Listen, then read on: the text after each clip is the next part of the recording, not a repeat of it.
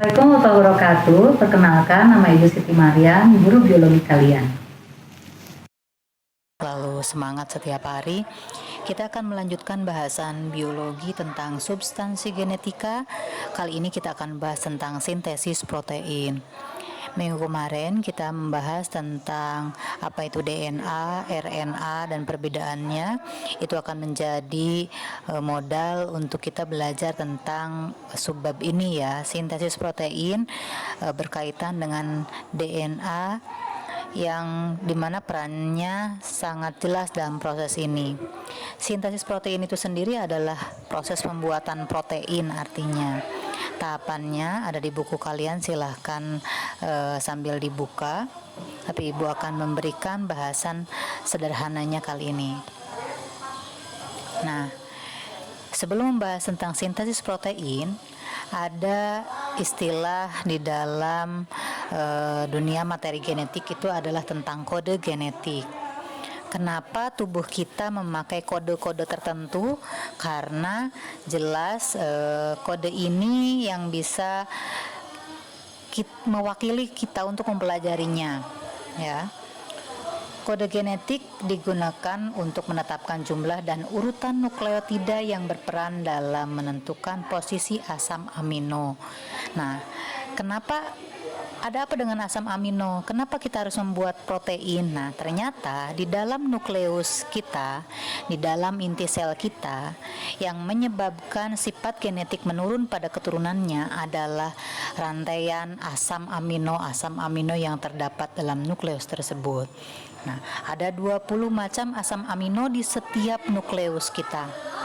20 itu dikode dengan kodon-kodon triplet ini, jadi harus 3 ya. Urutan kemarin yang kita pelajari tentang basa nitrogen, ada adenin, ada timin, guanin, urasil, seperti itu akan dikode RNA-nya menjadi 64 macam kodon, di mana di sana ada 3 kodon stop dan ada 1 kodon star. Ya, kalian lihat tabelnya.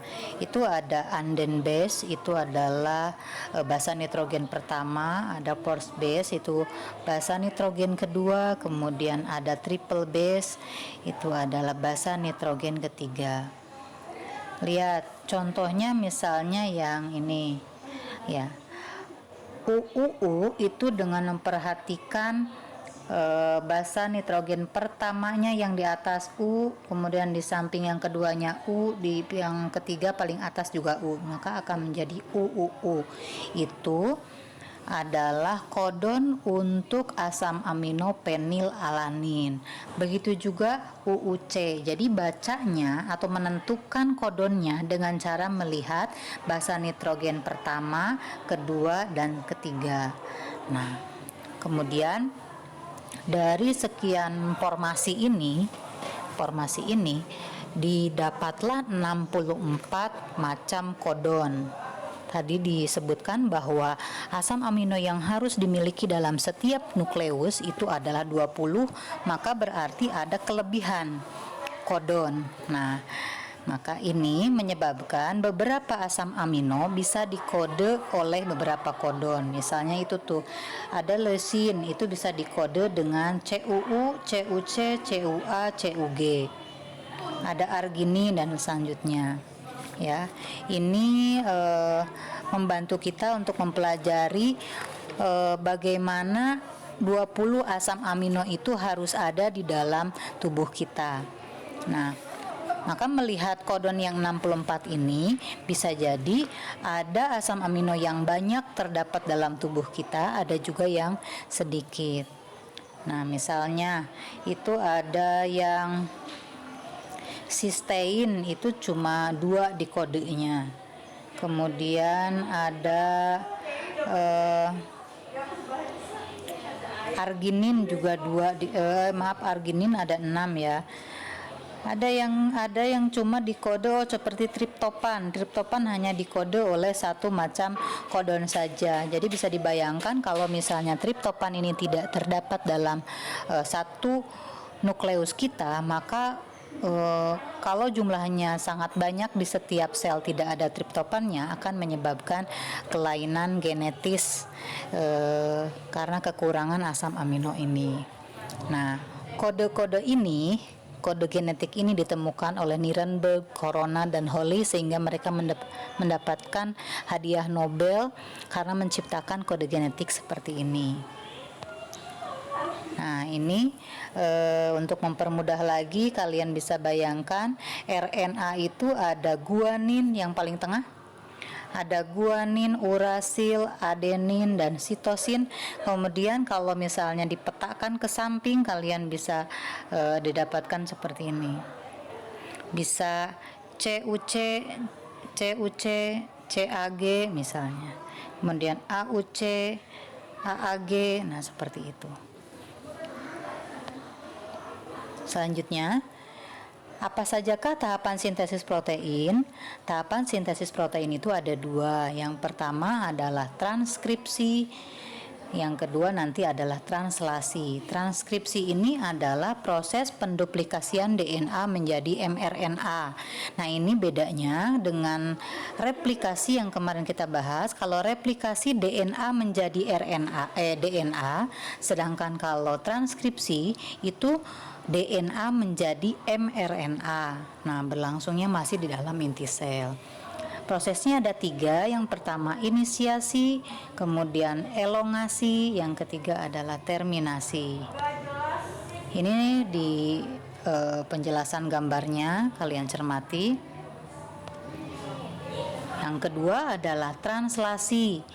Nah, proses ini adalah proses pelekatan antara tRNA dengan asam amino dengan bantuan enzim aminoasil tRNA sintetase, di mana nanti didapatkan bekerja sama dengan mRNA yang ditunjuk akan membentuk atau menghasilkan asam amino yang diinginkan. Berlangsungnya di dalam ribosom yang bisa di dalam sitoplasma.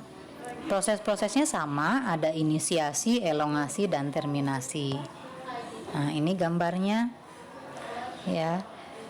Inisiasi nanti mRNA-nya bisa pada awalnya ribosomnya akan mengikatkan diri pada mRNA dan tRNA inisiator.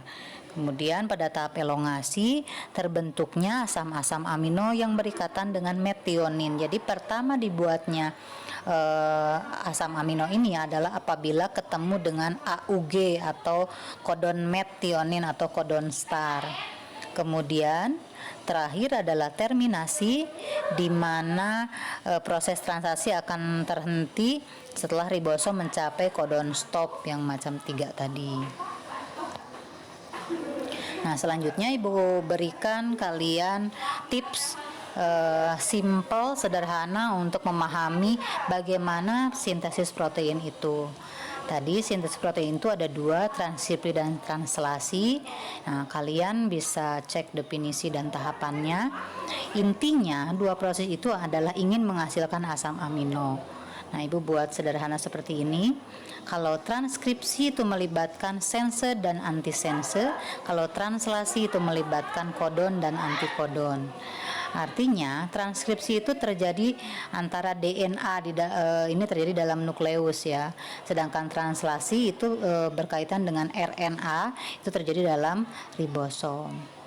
Bisa perhatikan, sense adalah komplement atau berlawanan dengan antisense. Sedangkan kodon berlawanan dengan antikodon.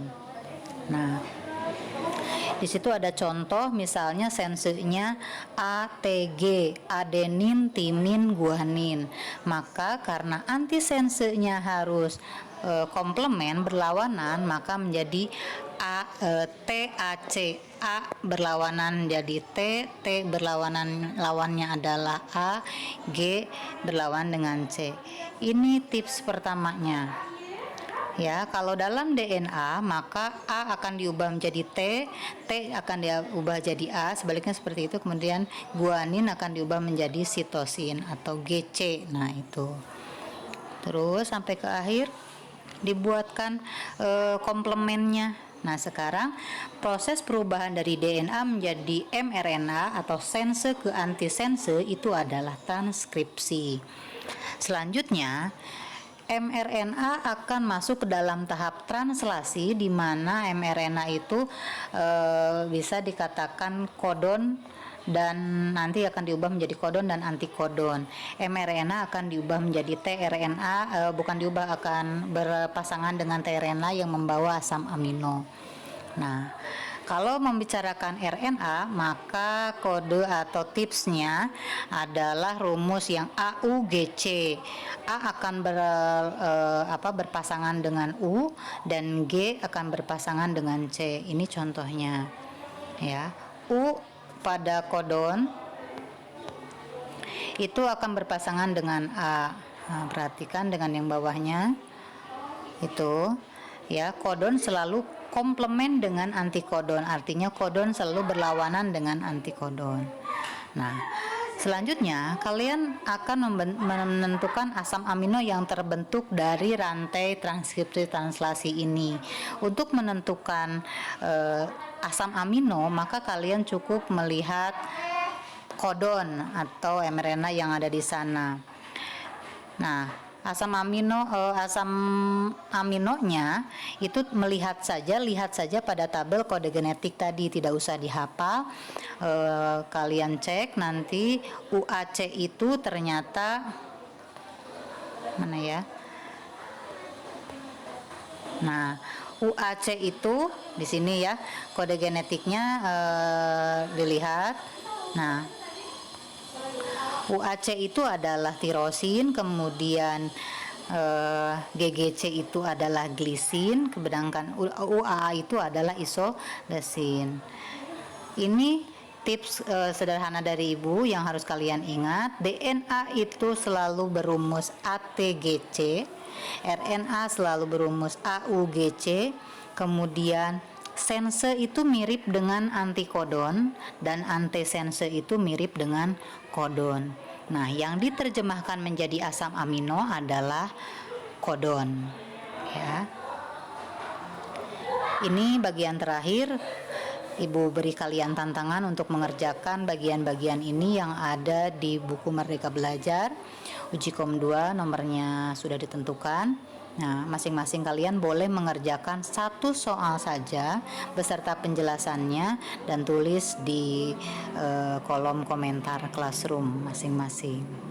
Demikian penjelasan dari Ibu. Mudah-mudahan kalian mendapatkan gambaran lebih baik tentang sintesis protein. Terima kasih. Assalamualaikum warahmatullahi wabarakatuh.